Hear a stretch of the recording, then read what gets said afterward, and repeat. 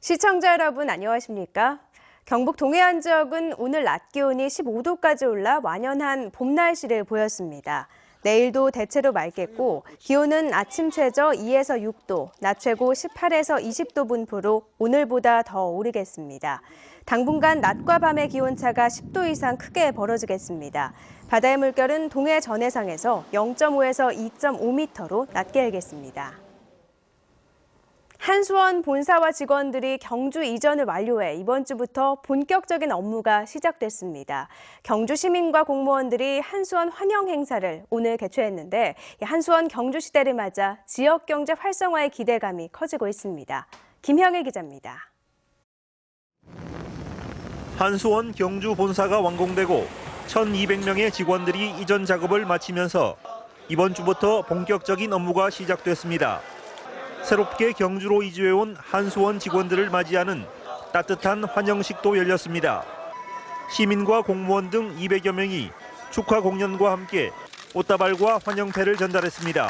한수원을 방문해서 출국인 직원들을 환영해 주셔서 감사드립니다. 저희 한수원도 경주 시민이 자랑스러워하는 기업이 되도록 하겠습니다. 한수원 본사 이전으로 직원 가족까지 3천여 명이 경주로 이주하면서 연간 수백억 원에 이르는 경제적 파급 효과도 기대하고 있습니다. 또 한수원이 경주시에 납부하게 될 세금이 매년 70억 원대로 지방 재정에 큰 도움이 될 것으로 예상됩니다. 30만 경주 시민과 함께 진심으로 환영합니다. 앞으로 한수원이 세계적인 기업으로 발전하고 또 여기에 근무하는 우리 한수원 가족들이 모두 함께 행복하길 바랍니다. 경주시는 20여 개의 한수원 연관 기업도 경주로 유치하기 위해 한수원과 지속적으로 협력해 나갈 방침입니다. 원전 사업을 통해 매년 수조 원의 수익을 올리고 있는 한수원이 경주 발전의 새로운 원동력이 되길 시민들은 기대하고 있습니다. MBC 뉴스 김향일입니다. 경북 동해안 4개 선거구의 새누리당 후보가 확정되면서 선거 구도가 윤곽을 드러내고 있습니다. 포항 남울릉은 새누리당 박명재 후보와 민중연합당 박승억 후보가 확정된 가운데 더불어민주당 비례대표에서 탈락한 허대만 지역위원장이 출마 여부를 검토하고 있습니다. 포항 북은 새누리당 김정재 후보와 정의당 박창호 후보, 무소속 박승호 예비후보가 출마를 결정했고 더민주당 오준기 도당위원장도 곧 출마 여부를 결정할 것으로 보입니다. 경주 선거구는 새누리당 김석기 후보와 더불어민주당 이상덕 후보, 무소속 권영국, 김원길, 정종국 후보 등 5명이 경쟁하게 됐습니다.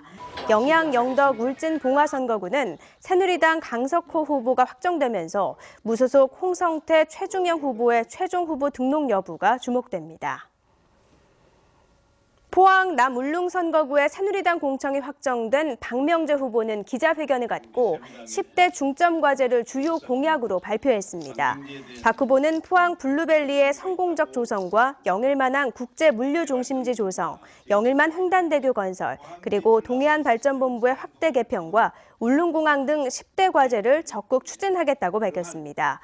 포항 북구에서 경기도 용인 을로 지역구를 옮겨 새누리당 공천을 받은 허명한 후보는 비록 다른 곳에서 꿈을 이어가겠지만 포항을 위한 일이라면 언제든지 발벗고 나서겠다며 그동안의 성원에 감사를 표시했습니다. 또 포항 북 이창균 예비후보는 경선 기회조차 갖지 못한 만큼 새누리당의 비례대표 공천을 신청했다고 밝혔습니다. 한편 전국의 변호사 88명이 경주에서 기자회견을 갖고 노동인권변호사 출신인 무소속 권영국 후보가 사회적 안정망에서 벗어난 대중들을 위하고 사회적 불평등을 개선하는 대안 정치를 꽃피우기 바란다며 지지를 선언했습니다. 4,672억 원 규모의 신한울 원자력발전소 3, 4호기 종합설계 용역을 한국전력기술이 수주했습니다. 신한울 3, 4호기는 4번째로 건설되는 한국형 원전으로 설계 수명도 40년에서 60년으로 연장됐으며 울진군 북면 신한울 1, 2호기 옆에 오는 2022년과 2023년 각각 준공될 예정입니다. 한전기술은 신한울 3, 4호기에는 사이버 보안 신규 규제 기준 등 최신 기술 기준을 적용해 안전성 향상에 중점을 두겠다고 밝혔습니다. 지난 19일 오전 9시쯤 포항교도소 재소자 A씨가 수용거실에서 입고 있던 옷을 이용해 목을 메고 있던 것을 순찰 중이던 교도관이 발견해 인근 병원으로 옮겼지만 결국 숨졌습니다. 교도소는 A씨가 신변을 비관해 스스로 목숨을 끊은 것으로 보고 정확한 사고 경위를 조사하고 있습니다. 지난 14일 발생한 포항 대형마트 주차장 주부 납치 강도 사건 용의자 1명이 자수한 가운데 경찰이 공범 검거를 위해 수사의 속도를 내고 있습니다.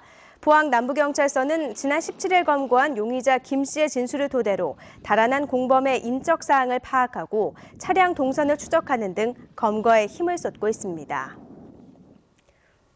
대구의 계명대 동산병원 소아청소년과 전공의 A씨가 결핵에 걸려 보건당국이 역학조사에 나섰습니다.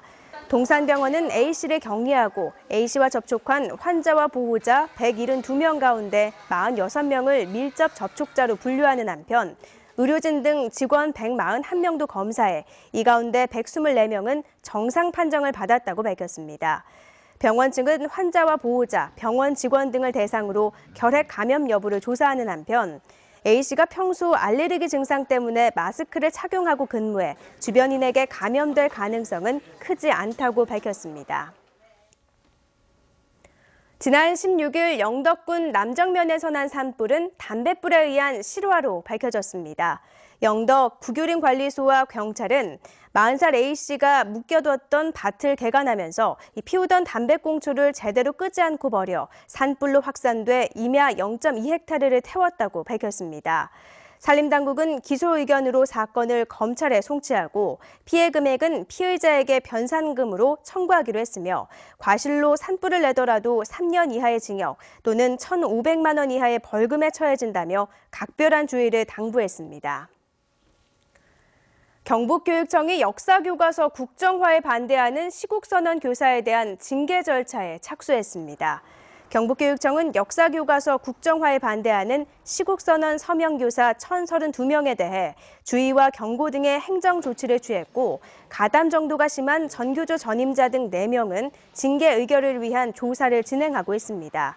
한편 전국시도교육감협의회는 오늘 서울시 교육청에서 규탄 기자회견을 열고 시국선언 교사를 징계하지 않은 14개 시도교육감을 교육부가 검찰에 고발하고 누리과정 예산을 책정하지 않은 교육청을 감사원이 감사한 것은 교육 자체에 대한 탄압이라고 주장했습니다. 대구 경북 지역의 국민연금 가입자 수가 꾸준히 늘어 지난 한 해 동안 국민연금 보험료가 부과되는 소득 신고자가 3만 7천여 명 증가했습니다. 국민연금공단 대구지역본부에 따르면 또 가입은 했지만 소득이 없어 납부가 유예되는 납부 예외자는 5만 9천여 명 감소했습니다. 이상으로 포항 MBC 이브닝 뉴스를 마칩니다. 고맙습니다.